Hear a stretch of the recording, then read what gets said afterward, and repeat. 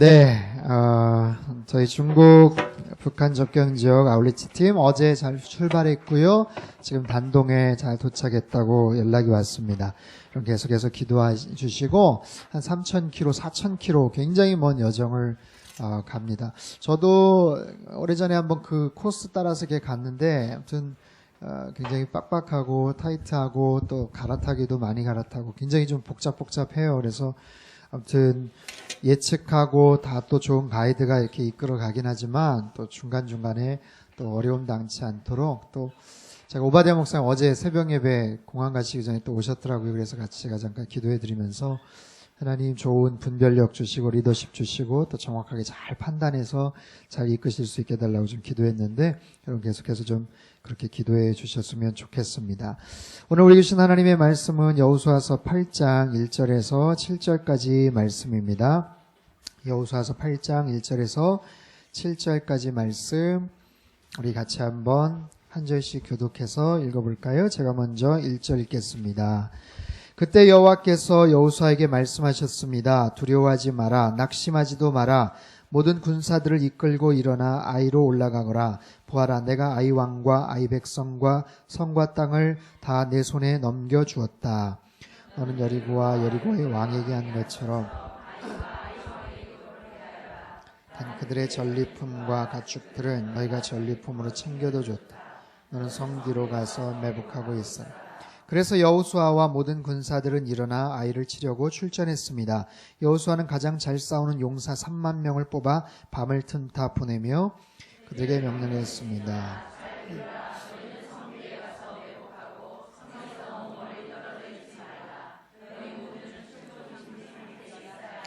나와 함께한 모든 군대는 성으로 진격해야 한다. 이전처럼 저들이 우리와 맞서 싸우려고 나오면 우리는 그들 앞에서 도망칠 것이다. 나와 성을 벗어날 때까지. 그럼 저들이 이전처럼 도망친다라고 말할 것이다. 우리가 그들 앞에서 같이 읽죠. 너희는 매복하던 곳에서 일어나 그 성을 덮치라. 너희 하나님 여호와께서 그 성을 너희 손에. 아멘. 내 삶의 아이성을 정복하라 라는 제목으로 같이 말씀을 나누겠습니다. 이번 토요일 날 굉장히 중요한 날입니다. 여러분 아시죠? 네. 우리 체육대회가 있는 날입니다. 특별히 제가 지난주도 가서 같이 이제 그 전에 족구도 하면서 같이 이렇게 시합하고 또 응원을 해보니까 정말 이렇게 좋은 것 같아요. 이렇게 굉장히 단합되는, 물론 이기니까 좋겠지만, 굉장히 저희들끼리 좀 단합이 되고 또 내가 온누리교회 멤버구나, 내가 온누리교회 다니는구나, 거기에 대한 굉장한 좀 자긍심을 갖게 되는 좀 그런 계기가 아닌가 싶습니다. 지난주에도 이겼어요, 저희가. 몇 대 몇으로 이겼는지 아세요? 11대1. 11대1. 여러분, 소프트볼에서 1실점을 한다는 거는 정말 기적 같은 일이에요. 공도 크잖아요. 그리고 이거는요, 웬만하면 그냥 나가고 웬만하면 그냥 공 놓치면 도루하고 막 걸어다니고 막 그래요. 그러면 그거 잡겠다고 던졌다가 또 알 까고 이렇게 던지고 그냥 점수 막 내는데 전 정말 깜짝 놀랐어요. 1실점 한다는 거. 3번 경기했는데 실점을 6실점, 6실점밖에 안 했어요. 6실점. 우리가 딴 점수는 60점을 득점했어요. 60점. 이 모든 영광을 우리 신윤희 목사님에게 드립니다. 여러분, 정말 야구는 투수 싸움이에요. 투수 싸움. 참고로 우리 신 목사님 내일 이사하시는데 힘 많이 안 쓰시도록 여러분 좀 이렇게 도와주실 수 있으면 도와주세요. 저분 귀한 분입니다. 내일 도와주는 사람 없어서 힘 빼다가 또 경기 지면 이제 누가 책임질 거예요, 누가. LA 다저스의 유현진 선수 여러분 아시죠? 사실 굉장히 잘하는 선수인데 지난 6월 달에 팀이 잘 못해가지고 더 잘할 수 있었는데 못했어요. 근데 아무튼 무슨 그 안에서 무슨 큰 회심 사건이 있었는지 그 선수들이 아무튼 자극을 받았는지 변화를 받았는지 최근에 33경기에서 27승 6패를 했어요. 33경기에서 27승 6패, 8할 승률입니다. 8할 승률. 추신수 선수가 있는 그 팀하고도 4번 싸워가지고 3번 이겼고요. 어제는 그 유명한 뉴욕 양키즈하고 했는데 9회 말 투아웃에 끝내기 안타 해가지고 이겨버렸어요. 그러니까 선발로 뛰는 선수도 잘하고 마무리 불펜 그 투수들도 잘하고 타자도 잘하고 다 잘해요. 다 잘해. 그러니까 한 달 반 전만 해도 1위 팀하고 9게임 반차로 거의 최하위에 머물렀는데 지금은 진작에 1등을 해가지고 2위하고 지금 3.5게임인가 차이가 나요. 그 정도로 어마어마하게 지금 막 차이가 와서 이기고 있더라고요. 여러분 오늘 그 설교 제목이 내 삶의 아이성을 정복하래요. 승리를 한다는 건 굉장히 기쁜 일이죠. 치열한 어떤 싸움, 특별히 스포츠 경기, 또 그런 데서 굉장히 어떤 아슬아슬한 그런 승패가 가늠이 되는 거는 정치권에서 선거 때, 지방선거, 뭐 국회의원 선거, 대통령 선거, 굉장히 초미의 관심 아닙니까? 어느 지역구를 누가 맡느냐, 우리 당이 이기느냐 마느냐. 그 옛날에 김영삼 대통령이 YS 유명하잖아요. 민자당 때 이분이 사투리가 굉장히 이제 심한데 또 그런 일화가 있더라고요. 사람들 그 자기 민자당 다 모인 데서 우리가 지금 어느 지역구에서 지금 그러니까 본인은 위기입니다라고 얘기를 하는 건데 이깁니다 이렇게 얘기를 하니까 사람들이 와 하면서 박수를 막 쳤다. 자기네 당이 지금 위기다라는 얘기를 아무튼 이깁니다 해가지고 아무튼 그런 에피소드가 있었는데 여러분 그런 거예요. 어떤 상황에서 내가 잘 싸워서 이길 수 있느냐 지느냐. 오늘 본문은 이스라엘 백성들이 가나안 땅에 들어가서 싸웠던 두 번째 전투죠. 첫 번째 전투는 여리고성 싸움입니다. 여리고성에서는 넉넉하게 이겼어요. 굉장히 막강하고 힘겨운 그런 싸움이 예상되었던 그런 싸움이지만 아주 쉽게 이겼습니다. 넉넉하게 이겼습니다. 하지만 거기에 반해서 너무 조그맣고 별 볼 일 없어 보이는 이름조차도 아이성인데 졌죠. 아이성 전투에서 졌어요. 처음 가가지고 졌고 많은 아무튼 사람들도 죽고 그래가지고 낙심이 돼 있는 그 상황, 그 타이밍 거기에서 오늘 주시는 하나님의 말씀이에요. 눈앞에 있는 것이 여리고성이라면 우린 긴장합니다. 그리고 준비해요. 마음에 다짐을 합니다. 그리고 굉장히 신중합니다. 근데 이게 아이성 정도 싸움이구나, 그런 사이즈구나 그러면 방심해요. 근데 그러다가 져요. 그러다가 실패해요. 오늘 본문을 통해서 하나님께서 우리에게 주시는 그런 메시지가 있어요. 우리 삶 가운데 아이성과도 같은, 여리고성과도 같은 그런 벅찬 싸움이 아니에요. 아이성과도 같은 사실 쉽게 이길 수 있다고 생각했던 그런 싸움인데 거기서 실패를 했을 때, 거기서 패배를 했을 때 우리가 어떻게 그 상황을 타개하고 다시 승리를 얻을 수 있을까? 거기에 대한 영적 교훈입니다. 자, 내 삶의 아이성을 정복하라.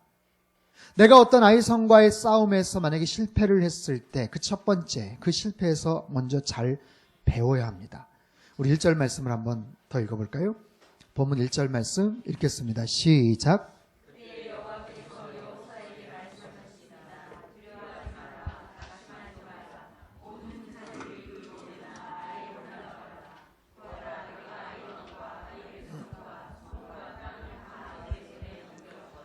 자, 실패하고 패전한 이스라엘 백성들에게 하나님께서 주신 첫 번째 메시지는 두려워 말라, 낙심하지 말라.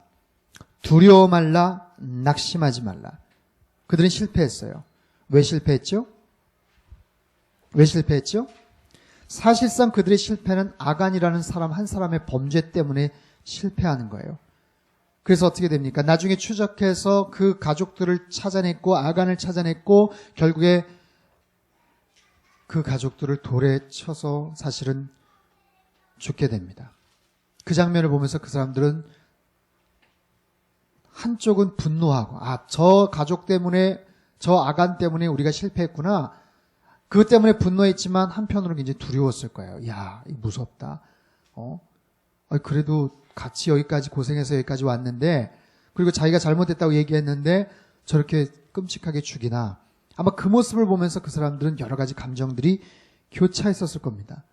그래서 두려워 말라라는 것은요, 하나님에 대해서 오해하지 말라는 거예요. 아간은 이유가 있어서 죽었다는 거예요. 너희들한테 그렇게 하나님께서 혹독하게 행하시지 않는다. 어떤 그런 메시지고요. 낙심하지 말라는 거는요. 상대방에 대해서 기죽지 말라는 거예요. 얼마든지 너희가 싸워서 이길 수 있다.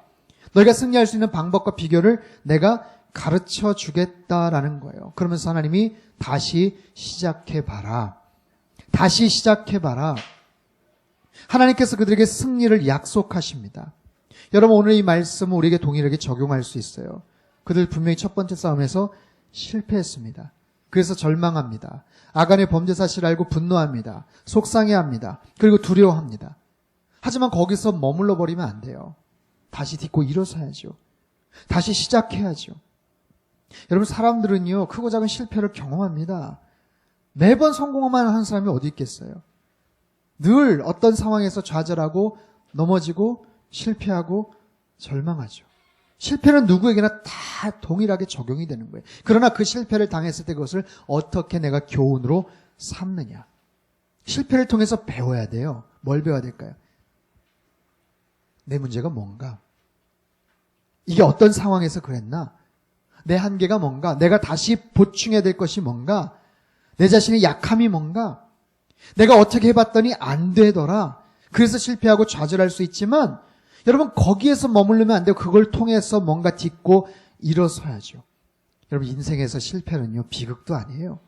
그리고 손해도 아닙니다. 물론 그 자체가 어떤 손해를 갖다 줄 수는 있을지 몰라도 내가 거기에서 뭔가 도움을 그리고 교훈을 받고 일어선다면 그건 굉장히 소중한 자산이에요. 여러분, 실패도 내 인생의 소중한 자산이라는 걸 꼭 기억하십시오. 한번 따라해 볼까요? 실패도 소중한 재산이다. 여러분, 인생의 실패도 굉장히 소중한 재산이에요. 그것도 경험이에요. 발명왕 에디슨이 그런 얘기를 했죠. 전구를 만들기 위해 수백 번 시도를 했는데 실패했어요. 사람들이 손가락질합니다. 비아냥거립니다. 그런데 아무렇지도 않게 얘기해요. 너희들 얘기하는 것은 난 실패한 게 아니라 안 되는 방법을 수백 번의 방법을 알아냈을 뿐이다. 안 되는 방법, 이렇게 하니까 안 되는구나. 이렇게 하니까 안 되는구나. 교정하는 거죠. 고치는 거죠. 그 소망교회에 담임하셨던 곽선희 목사님이 제일 잘하시는 운동이 있어요. 볼링을 제일 잘하셔요. 볼링을 잘하시는데 퍼펙트를 한 10번 이상 치셨다고 그러죠. 퍼펙트가 뭔지 아시죠, 여러분?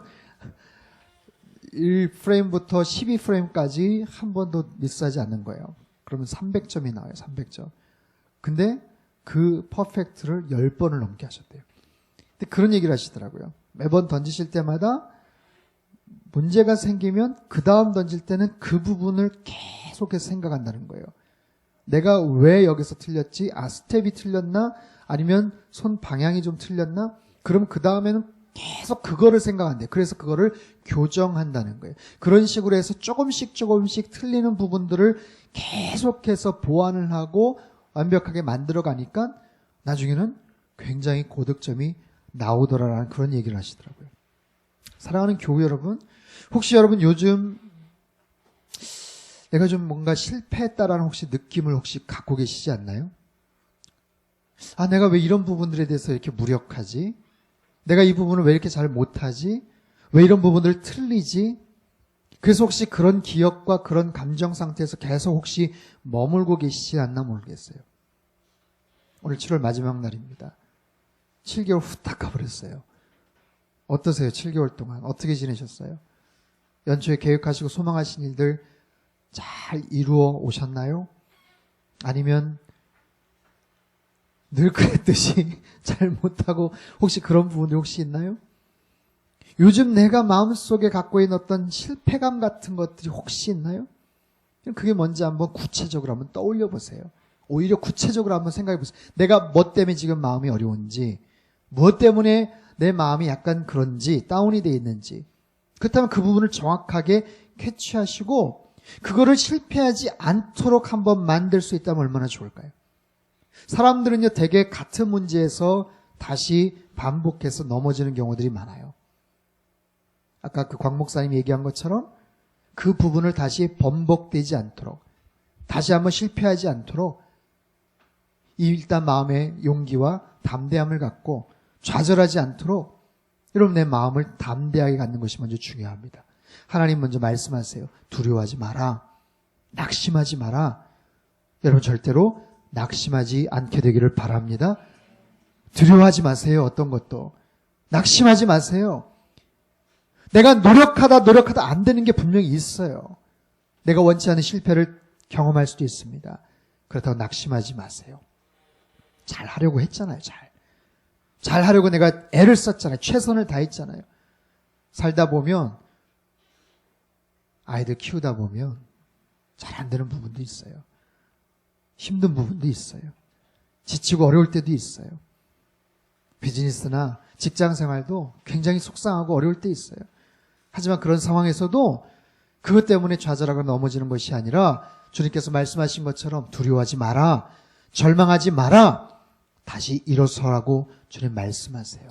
그리고 실패했던 그 아이성을 향해서 다시 한번 전진해봐라. 그 실패에서 그 어려움에서 다시 한번 딛고 일어서라고 말씀을 하십니다. 여러분 오늘 우리에게 주신 말씀이라고 믿고 여러분 이 말씀 붙잡고 다시 한번 일어설 수 있기를 주님의 이름으로 축원합니다. 두 번째, 내 삶의 아이성을 정복하라. 어떻게 하면 아이성을 정복할 수 있을까요? 실력을 쌓아둬야 돼요. 실력을 가지고 쌓아둬야 됩니다. 2절부터 4절까지 한번 읽어보죠. 본문 2절부터 4절까지 말씀입니다. 시작. 너는 여리고와 여리고의 왕에게 한 것처럼 아이와 아이 왕에게도 그렇게 하여라. 단 그들의 전리품과 가축들은 너희가 전리품으로 챙겨도 좋다. 너는 성 뒤로 가서 매복하고 있어라. 그래서 여호수아와 모든 군사들은 일어나 아이를 치려고 출전했습니다. 여호수아는 가장 잘 싸우는 용사 3만 명을 뽑아 밤을 틈타 보내며 그들에게 명령했습니다. 잘 들으라. 너희는 성 뒤에 가서 매복하고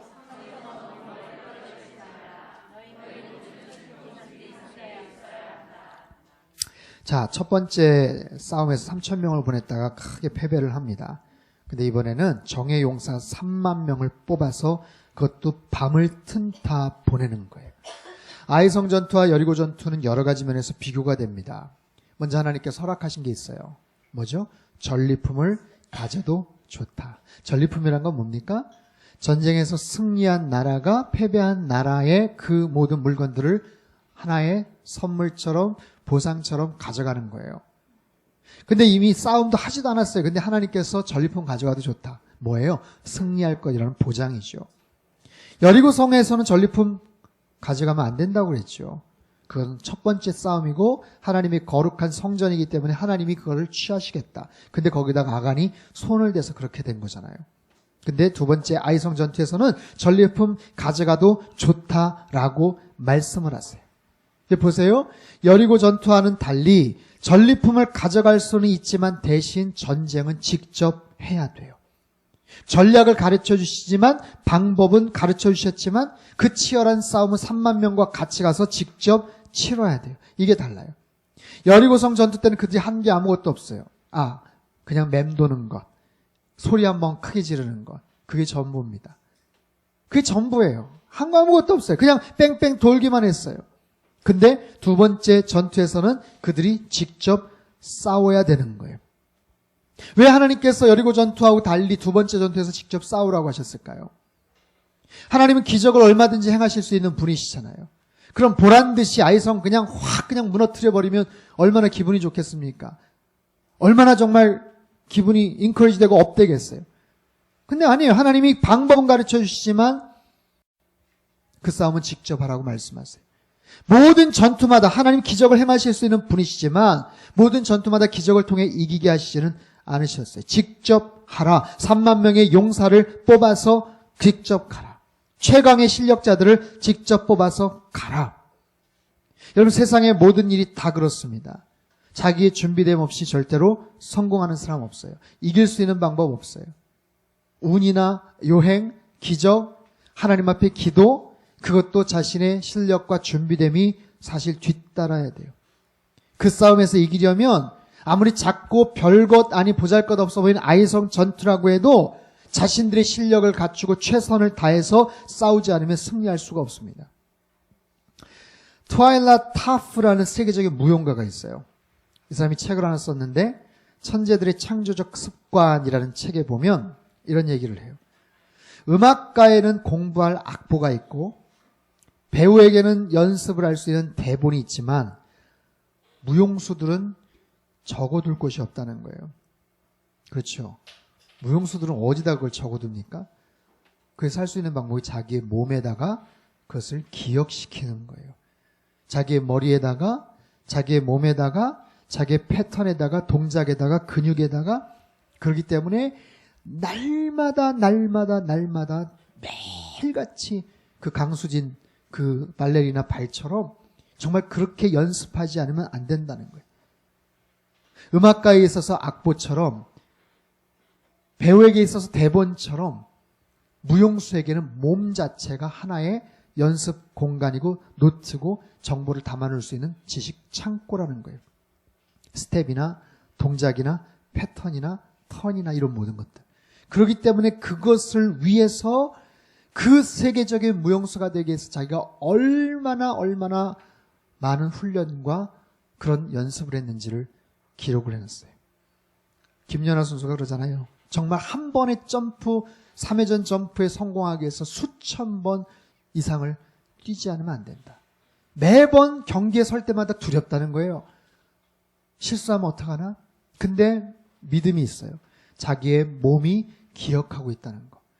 나는 순간 혹시 긴장을 해서 틀릴 수도 있고 망각을 해서 까먹을 수도 있지만 자기의 몸이 반응을 한다는 거예요. 자연스럽게 반응한다는 거예요. 수도 없이 많은 연습을 통해서 바로 그런 자기만의 실력을 갖추는 거죠. 여러분 보세요. 이스라엘 백성들은요. 지금까지는 자신들의 실력으로 오지 않았어요. 철저하게 하나님 베푸신 은혜와 기적으로만 살아왔습니다. 10가지 재앙. 그들이 한 게 뭐 있습니까? 홍해바다 건너는 것. 그들이 한 게 뭐 있어요? 만나와 메추라기. 하나님께서 그냥 내려주셨죠. 구름기둥과 불기둥. 요단강 건너는 그 모든 과정. 여리고 무너뜨리는 그 모든 과정. 하나님께서 지금까지 특별한 방법으로 기적을 행하셨지만 이제부터는 기적이 아니라 너희들의 실력과 너희들의 능력을 가지고 살아가야 된다라고 말씀을 하세요. 그리고 만나도 그쳤어요. 그들이 수확을 해야 돼요. 땅을 개간해야 돼요. 그 많은 가나안 땅의 성읍도 자신들이 직접 공격해서 점령해야 돼요. 사랑하는 교회 여러분, 내 앞에 어떤 아이성이 있으세요? 여러분에게 어떤 아이성이 혹시 있으세요? 그것이 작고 보잘것 없어 보여도 내가 최선을 다해서 기울이지 않으면 그거 절대로 정복하기 만만치 않습니다. 하나님께서 기적을 베푸시겠다고 약속하지도 않으세요. 요행을 바라라고 하시도 말씀도 안 하셔요. 너의 실력으로 능력으로 정복하라고 말씀하세요. 우리의 실력은 뭘까요? 우리가 가져야 될 실력은 뭘까요? 신앙생활에 있어서 신앙인으로서 갖춰야 될 실력이라는 게 뭘까요? 실력이라고 말하기보다는 어떤 훈련, 영성이라고도 표현할 수 있겠죠. 여러분 교회 생활을요 그냥 대충 오랫동안 그냥 다니는 대로 다니는 게 아니에요. 신앙생활을 오래 할수록 내 나름대로 영적인 실력이 쌓여져야 됩니다. 신앙생활을 오래 하고 정말 직분생활을 오래 했으면 기도도 잘 하실 수 있어야 되고요. 성경도 잘 아실 수 있어야 돼요. 그게 뭐 하나님과의 직접적인 관계, 그게 물론 중요하지만 믿음 생활 오래 했었으면 그만큼 덕이 또 있어야 되고 그런 모든 면에서 균형을 갖추고 살아가야 돼요. 특별히 하나님 말씀을 이해하는 능력, 깨닫고 훈련하는 그런 능력들, 온누리 교회를 통해서 큐티하는 것, 1대1 하는 부분, 말씀에 대한 그런 여러 가지 영적 훈련들, 여러분 때가 되고 시간이 되면 순장, 재직 아니면 다른 리더십으로 여러분 분명히 훈련하시고 또 쓰임받을 수 있도록 그렇게 내가 오픈을 해야 돼요. 나는 그런 거 별로 관심 없어. 아니에요. 여러분 그런 부분들을 통해서 하나님께서 나에게 영적인 그런 훈련과 실력들을 또한 쌓게끔 하십니다. 기도 생활, 말씀 생활, 특별히 오늘 이게 있으면 선교에 대해서 더 많은 관심을 가지십시오. 그거는 선교는 특별한 관심 갖고 있는 그런 사람들에게만 해당되는 그거 아니에요. 모든 크리스찬들에게, 오늘의 교회만이 아니라 모든 크리스찬들에게 주님께서 주신 가장 마지막 그리고 지상 명령이 선교 아닙니까? 그 부분에 대해서 관심을 갖고 애착을 갖고 내가 시간이 안 돼서 참석하기가 어렵지만 어떻게든지 같이 그런 부분들을 같이 공유하고 함께 기도하고 같이 그렇게 애를 쓰셔야 됩니다. 오늘 교회에서 그런 부분에 대해서 관심 갖고 애를 쓸 때 우리의 영적인 시야들이 더욱더 넓어지는 거예요. 믿음의 시야들이 더욱더 넓어지는 거예요. 저는 바라기를 저와 여러분 모두에게 이런 하나님께서 주시는 영적인 실력들이 더욱더 확장될 수 있기를 축원합니다. 믿음 생활 더 많이 할수록 여러분 영적인 거장들이 되십시오. 영적인 정말 잘 훈련된 그런 사람들이 되십시오. 그렇게 해서 어떤 사람들을 만나더라도 복음을 정확하게 전달할 수 있고 그렇게 재생산시킬 수 있는 그런 영적인 실력들, 그렇게 최선을 다해 살아가는 것, 그렇게 성실하게 살아가는 것, 그 위에 하나님의 은혜가 임하는 거예요. 내가 그냥 가만히 있기만 해도 홍해바다가 갈라졌던 때가 있었어요. 내가 가만히만 있어도 만나와 메추라기가 내렸던 때가 있었어요. 그냥 성만 돌아도 그 육중한 엄청난 위용을 갖췄던 여리고성이 무너졌던 때가 있었다고요. 하지만 이제는 치열하게 싸워야 돼요. 내 능력과 실력을 갖고. 그렇다고 하나님이 절대로 모른 척 하시지는 않습니다. 내 최선의 모습을 다해서 살아갈 때 하나님께서 저와 여러분에게 놀라운 은혜와 축복을 허락해 주실 줄로 믿습니다. 마지막 세 번째로 아이성, 내 삶의 아이성을 정복하기 위해서 세 번째, 절대로 교만하지 말라는 거예요. 5절에서 7절까지 말씀, 5절에서 7절까지 말씀 우리 같이 한번 읽겠습니다. 시작. 나와 함께한 모든 군대는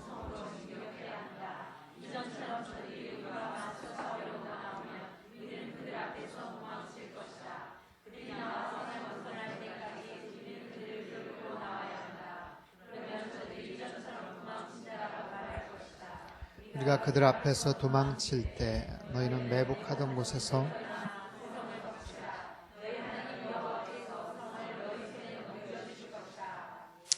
자, 첫 번째 그 실패가 이스라엘 백성들에게는 아주 쓴 약으로 작용을 합니다. 그래서 두 번째 전쟁에서 승리를 하죠. 뒤집어 놓고 생각해 보면 아이성 입장에서는 야, 여리고가 무너졌는데 우리가 이겼다는 거예요. 우리가 이스라엘을 이겼다는 거예요. 분위기가 어땠을까요? 축제 분위기죠. 난리가 났죠. 이스라엘 백성들에게는 와신상담 다시 한번 정말 전열을 재정비하고 그렇게 싸우는 계기가 됐지만, 근데 그 한 번의 큰 성공이 아이성 사람들에게는 그만 교만하게 되었어요. 착각하게 되었어요. 자기들의 실력 때문에 그렇게 이긴 줄 알았어요.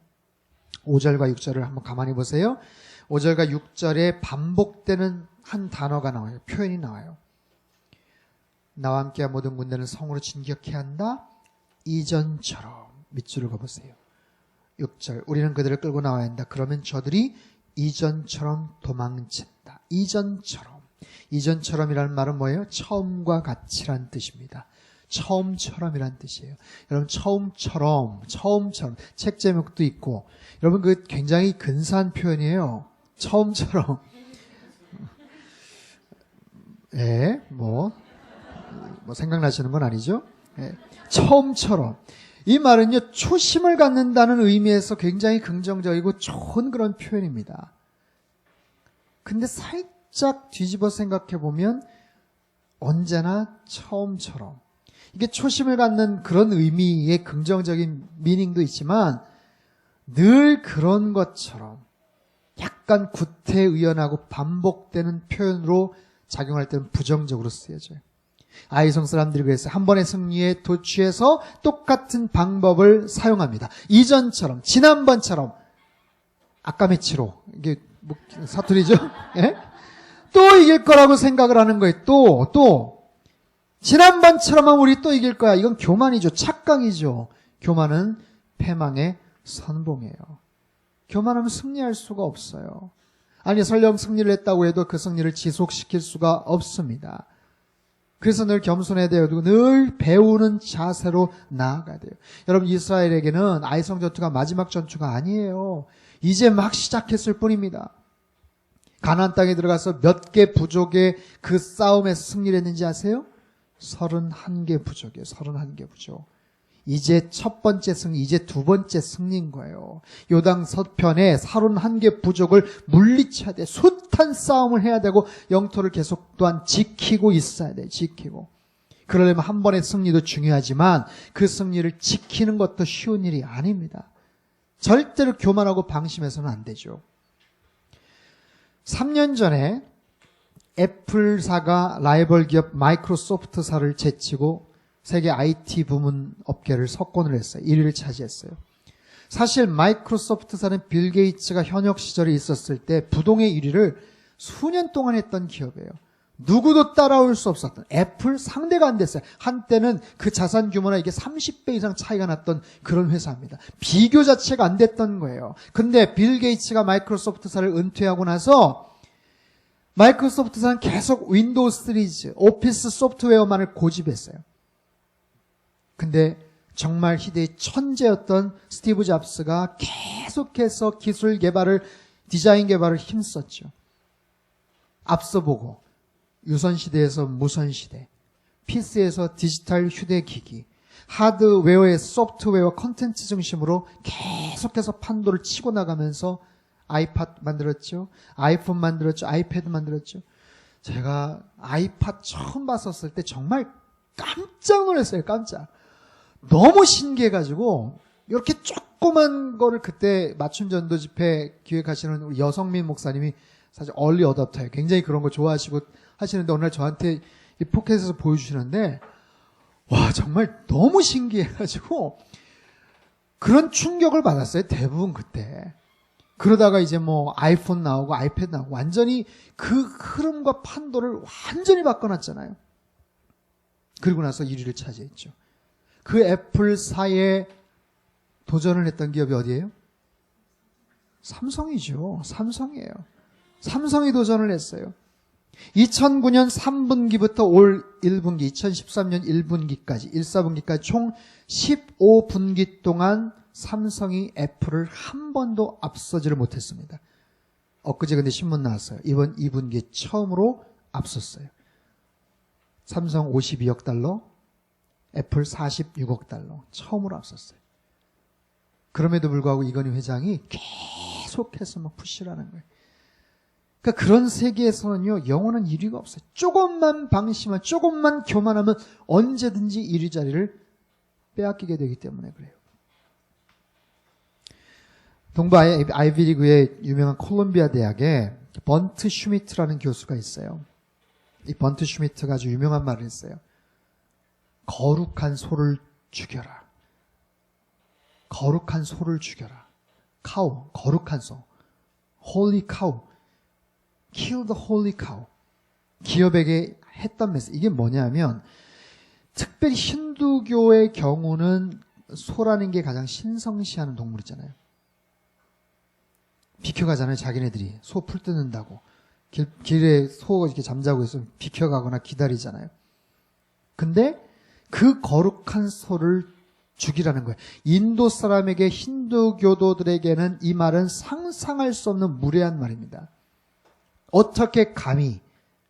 근데 기업이나 조직에서 절대시하는 그런 원칙들이 있다는 거예요. 절대시하는 철칙이 있다는 거예요. 경영신조가 있다는 거예요. 어떻게 그런 철학, 어떻게 그 생각을, 어떻게 그 라인을 우리가 함부로 할 수 있어. 마치 그런 것처럼. 근데 그것을 부술 수 있는 마인드가 있느냐라는 거예요. 그 전통을 깰 수 있는가, 그 관행을 깰 수 있는가, 즉 과거의 성공에 매달리지 않고 그것을 바꿀 수 있는 그런 신념이 있는가. 마치 그런 유명한 기업이나 어떤 그런 조직사회에 거룩한 소처럼, 성스러운 소처럼 절대로 손댈 수 없는 어떤 그런 부분, 그거를 깰 수 있는가. 내가 과거에 이룬 성공, 과거에 이룬 업적, 내가 누군데, 아무개가 누군데, 우리가 무엇을 했는데, 내가 한 일이 뭔데, 근데 거기에만 매이면 분명히 매너리즘에 빠진다는 거예요. 교만하게 된다는 거예요. 그래서 거룩한 소를 죽이라. 그런 발상을 할 수 있어야 과거의 성공에 연연하지 않고 발목 잡히지 않는다는 얘기입니다. 자, 여러분 보십시오. 내 삶에 크고 작은 아이성이 있어요. 내 삶에 크고 작은 아이성들. 그것을 우리가 하나씩 하나씩 정복해 나가기 위해선 과거에 혹시 실패가 있어도 그 실패에서 반드시 배울 게 있습니다. 두 번째, 기적이나 요행을 바라는 것이 아니라 철저하게 나만의 준비와 실력을 갖춰야 돼요.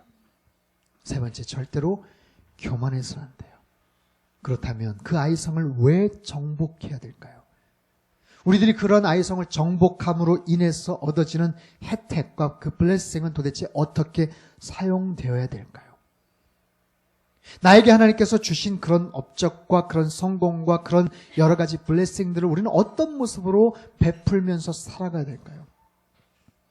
지난 2013년 상반기 우리나라 음악계 가장 큰 이슈 중에 하나가 조용필 씨가 복귀했다는 거예요. 가왕 조용필 씨. 조용필 씨가 19집을 냈어요. 바운스란 노래 각종 음원 차트에서 1위를 했습니다. 조용필 씨가 몇 년생이신지 혹시 아십니까? 1950년생이세요.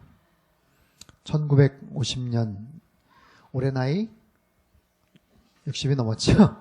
60이 넘었죠. 제가 한국에 있을 때 조용필 씨 콘서트에 가본 적이 있어요. 그때 한갑된가 그러는데 잠실 메인 스타디움에서 했어요. 우리나라의 잠실 메인 스타디움을 이틀간 빌려서 할 수 있는 가수가 거의 없습니다. 거의 없어요. 60이 넘은 나이에 2시간 반 동안 열창을 하는데 첫 번째, 체력 좋다. 야, 2시간 반 동안 거기서 서서 그 열창을 할 수 있는 체력 관리를 기가 막히겠다. 두 번째, 진짜 유명한 노래 많다. 2시간 반을 노래를 하는데 아직도 그 유명한 노래들이 나오질 않은 게 태반이에요. 거의 한 30곡을 불렀어요. 잠실 그 메인 스타디움에 한 5만 명이 넘는 관객들이 꽉 찼는데 소위 말해서 그 원조 오빠 부대들. 우리나라 초창기 오빠 부대들. 아주머니들이 수만 명이 왔어요. 수만 명이. 수만 명이 전국에서 각 그냥 지부별로 피켓 들고 그냥 막 흔들면서 오빠 부대들이 어디서 그런 에너지가 나오는지 노래 끝날 때마다 열광을 하고 막 소리를 지르는데 그 소녀 팬들의 그 고음이 아니라 굵직하고 구성진 오빠 하는 막 그런 소리로 무슨 해병 전우회 뭐 이런 데 느낌 같은 약간 그런 느낌도 나고 그 무대가요 아마 외국 특별한 공연에서 거의 보기 힘들 정도로 아주 정말 유니크한 그런 무대 길이가 120m예요. 무대 길이가. 여러분 무대 길이가 120m예요. 이게 랭리 이 땅이 여기서 저 끝까지 200m고 여기가 100m거든요. 이쪽 길이보다 더 넓어요. 근데 그 무대 그 갑판 위에 이제 노래를 하죠. 밴드가 그 뒤에 무대에 있어요. 한참 노래를 하는데 이게 관객석이 멀잖아요. 무슨 버튼을 딱 누르니까 이게 무대가 갑판이 앞으로 쫙 하면서 가는 거예요. 중앙까지 가요. 중앙까지. 그랬더니 뒤에 왜 이렇게 웃으세요? 뒤에 가셨어요 혹시? 뒤에 밴드가 있는 그 갑판이 같이 움직여요. 같이 뒤따라서 이렇게 움직여가지고 같이 따라가더니 조용필 씨 있는 그 앞에 가판이 위로 쫙 올라가고 밑에 가판이 쫙 내려가고 그래서 2층으로 나와가지고 거기서 노래를 부르더라고요. 와 정말 준비를 많이 하고 아무튼 돈도 엄청나게 아마 들였을 거예요. 근데 거기서 얻어진 그 수익금 소아암 걸린 어린 아이들 위해서 전액 다 기부를 했어요. 근데 제가 그때 느낀 게 정말 그 조용필 씨와 같이 늙어갔던 정말 50대, 60대 그런 우리나라 50대 그런 분들이 어디에서 그렇게 막 열광을 하고 환호를 지르니까 맨 TV 틀면 아이돌 애들 막 그냥 그런 애들만 나오는데 어디서 그런 정말 보니까 너무너무 행복해 하시는 거예요. 너무너무 행복해 하는 거예요. 그러니까 자기가 가진 재능과 그 열정을 가지고 최선을 다해서 노래를 하고 거기에 있는 수없이 많은 사람들에게 말할 수 없는 행복을 주고 거기서 또 얻어진 수익금을 가지고 또 소아암 걸려있는 어린 아이들을 돕고 이게 그냥 일반 그냥 뮤지션이고 아티스트지만 참 너무 귀하다. 자기의 삶에 자기의 직업에 최선을 다해서 실력을 갖추고 그 실력을 계속해서 수정할 수 있는 그런 능력 급기야는 올해 정말 모든 음원 차트를 막 싸이랑 같이 뭐 1, 2위를 경합을 할 정도로 여러분 우리가 어떤 일에 최선을 다하고 성실하게 쌓아나가는 것 매 순간순간마다 그런 크고 작은 아이성들을 정복해야 될 이유가 어쩜 바로 그게 아닐까 싶어요. 하나님께서 그런 성공, 그리고 그런 쟁취, 그런 어떤 기쁨을 나 혼자 누리고 나 혼자 잘 어떻게 하라는 게 아니라 거기에서 얻어진 것을 토대로 누군가에게 기쁨을 주고 나누어 줄 수 있는 그런 삶을 살게 하라는 것. 여러분에게 아이성은 뭐예요? 여러분이 정복해야 될 아이성은 어떤 게 있으세요? 그것을 정복하기 위해서 여러분 어떻게 하셔야 되고 정복하고 나면 어떻게 하실 거예요? 하나님께서 나에게 주신 미션이 바로 그런 겁니다. 나에게 주신 어떠한 사명이든 어떠한 정말 중차대해 보이는 그런 과제든 그것을 성실하게 감당하고 잘 맞서 정복함으로 인해서 내 주변 사람들보다도 훈훈하게 만들고 따뜻하게 만들고 그리고 주님을 기쁘시게 할 수 있는 그런 삶, 그런 인생 되실 수 있기를 주님의 이름으로 축원합니다. 세 가지를 말씀드렸어요. 아이성을 정복하기 위해서 실패해서 배우라, 나만의 실력을 갖추라, 절대로 교만하지 말라. 2013년도 5개월 남았습니다. 여러분 7월 말인데 아직 뭐 이러다가 5개월 남았다니까 좀 느낌이 다르지 않습니까? 8월 말 되면 우리가 또 찬바람 불기 전에 살짝 또 정신 드는데 한 달 먼저 좀 정신을 한번 차려보자고요. 한 달 먼저. 지나간 시간 동안 혹시 실패하거나 또 잘못하거나 속상한 부분들이 있다면 여러분 분명히 거기에서 배울 것이 있어요. 다시 한번 반성해보고 다시 한번 반복되지 않도록 하십시오. 그리고 뭔가 차근차근 성공한 모습으로 잘 살아왔다면 그 승리가 계속해서 이어질 수 있도록 남은 5개월이 아니라 남은 평생 그렇게 될 수 있도록 눈앞에 나타나는 크고 작은 아이성들을 잘 정복하며 살아가는 저 여러분 되시기를 바랍니다. 우리 삶 가운데 눈앞에 있는 모든 아이성들이 다 정복될 수 있기를 축원합니다. 그걸 통해서 하나님 앞에 기쁨되는 우리 남은 인생 될 수 있기를 바랍니다. 우리 시간 같이 한번 찬양하고 함께 기도하지요. 아까 우리 불렀던 찬양인데 예수 하나님의 공의 같이 한번 찬양하도록 하겠습니다.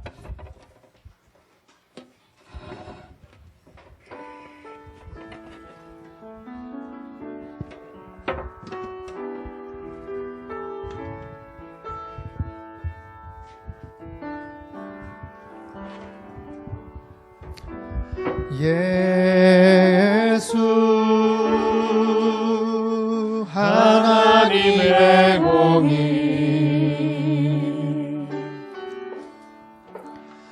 주 독생자 그의 나라 임하시네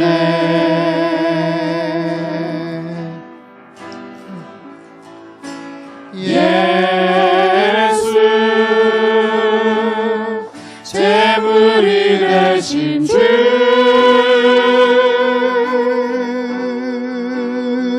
영광 중에 그의 나라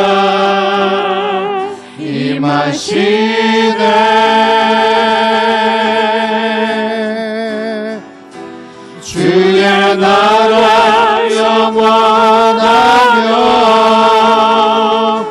그의 영광 무궁하리 왕의 위엄과 능력이 이제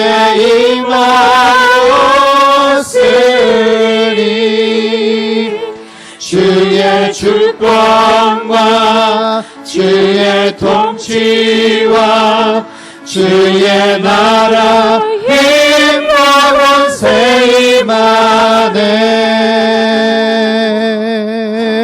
예수 하나님의 공의 주의 나라 영원하며 주의 나라 영원하며 주의 영광 무궁하리 왕의 위엄과 능력이 이제 임하였으니 주의 주권과 주의 통치와 주의 나라 힘과 권세 임하네 예수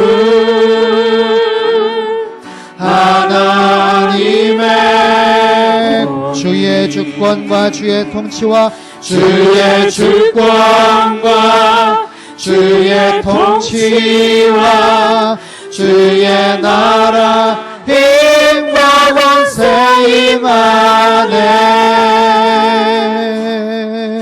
예수 하나님의 공의. 우리 시간 같이 한번